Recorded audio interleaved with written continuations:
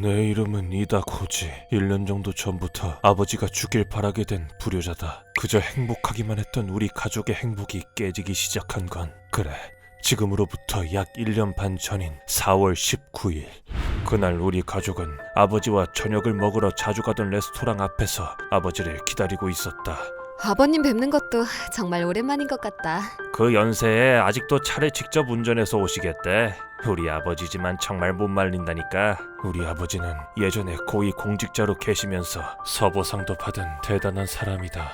게다가 내가 유치원에 다닐 무렵부터 엄마는 내게 아빠는 나라를 위해서 큰일 하는 분이야. 그러니까 우리 아들 외로워도 조금만 참아. 네! 습관처럼 이런 말을 했기 때문에 난 아버지를 존경했다.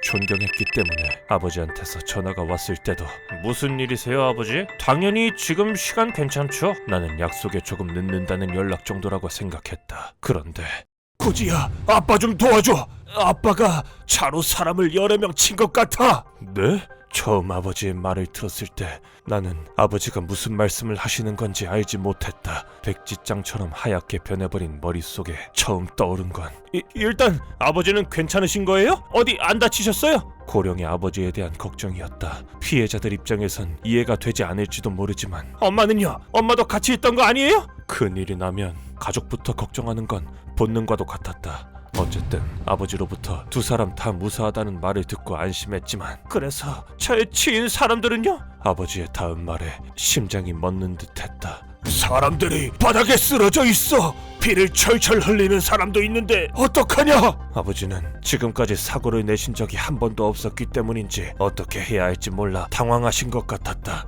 아버지, 일단 119에 전화해서 구급차부터 부르세요. 그럼 우리 식사는 어떻게? 지금 식사가 문제예요! 나는 생각하기를 멈춘 뇌를 필사적으로 굴려 최대한 상식적인 대처법을 아버지에게 말씀드렸다. 집에 가자. 무슨 일이야 여보? 아버지가 차 사고를 내셨대. 사색이 되어 날 바라보는 아내를 보며 속으로 제발 사망자는 없기를 빌고 또 빌었다.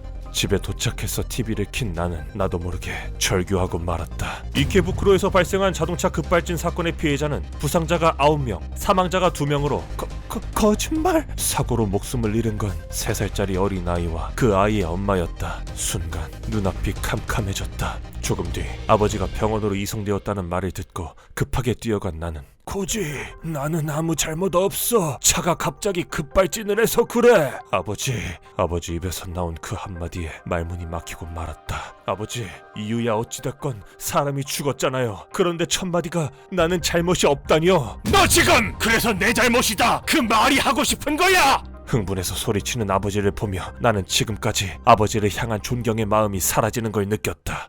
경찰 조사에서 아버지가 괜한 말을 하지 않기만을 바랐지만 이다 씨는 차체 결함으로 인한 사고일 뿐 운전상의 실수는 없었다고 진술한 것으로 알려져 내 바람은 산산조각이 나고 말았다. 게다가 부상으로 인해 병원에 있는 바람에 체포되지 않았다는 점과 각종 보도에서 아버지를 용의자로 표현하지 않는 점 때문에 엄청난 반향이 일었다. 살인자를 안 잡아넣는 건 또 무슨 경우야? 고위공직자의 서보상까지 받은 사람이라고 특별 대우해주는 게 분명해. 고위공직자는 범죄를 저질러도 무죄다 이거야?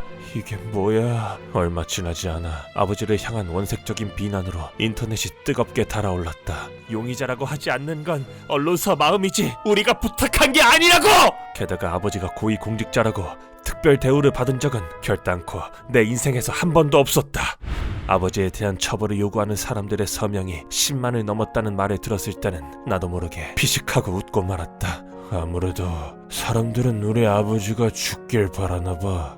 여보, 사건의 피해가 큰 것도 맞고 피해자의 유족분들의 마음을 생각하면 그 아픔을 감히 상상조차 할 수 없을 정도다. 물론 우리 아버지의 발언도 문제가 될 만했고 하지만 아무리 그렇다고 해도 이건 너무하지 않나?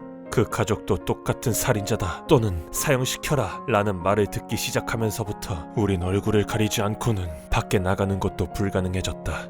여보. 미안해 여보. 하지만 안전을 위해선 어쩔 수 없어. 지금은 고향에만 얼굴이 알려져 있지만 우리가 이다코지로의 가족이라는 것이 전국적으로 알려지게 되면 어떻게 될지 알 수 없었다. 게다가 밖에 나갔을 때 어린아이와 함께 있는 젊은 엄마를 보면 여보, 나 눈물이 멈추지 않아. 나도 아버진 피해자의 저런 행복한 미래를 뺏은 거야. 그때마다 죄책감에 가슴이 아파왔다. 아버지는 이미 예전에 퇴원하셨지만 그날 이후 만나뵌 적은 없었다. 나 더 이상은 이러고 못 살아. 아버님이 빨리 돌아가셨으면 좋겠어. 난 아내의 폭언에 아무 말도 할 수 없었다. 그리고 화조차 나지 않았다. 아마 내 마음 깊은 곳에서 나도 같은 생각을 하고 있어서였을 것이다. 어째서 이렇게 된 걸까? 사고는 어쩔 수 없었다고는 해도 적어도 체포되기만이라도 했다면, 그렇게 된다면 고위공직자가 어쩌니 저쩌니 하는 말도 들을 일도 없고 비난하는 사람들도 조금은 잦아들 텐데, 그렇게 지옥과도 같은 1년 반을 견디고 견딘 우리는 아버지의 첫 공판날을 맞이했다. 아버지, 제발 반성하고 있다는 말 한마디만 해주세요. 맞아요. 제발 이 이상 저희를 더 괴롭히지 말아주세요. 하지만 우리들의 바램은 무참히 짓밟혔다. 이다 피고는 피해자들에게 사과하는 한편 사고는 자체 결함에 의한 것이라고 힘주어 말하며 무죄를 주장했습니다.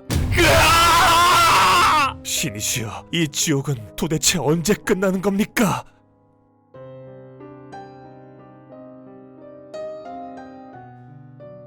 휴먼버그 대학교에서는 인간이 버그를 일으켜버린 순간의 사건들을 여러분들에게 소개하고 있습니다. 예전 영상들도 꼭 한번 보시길.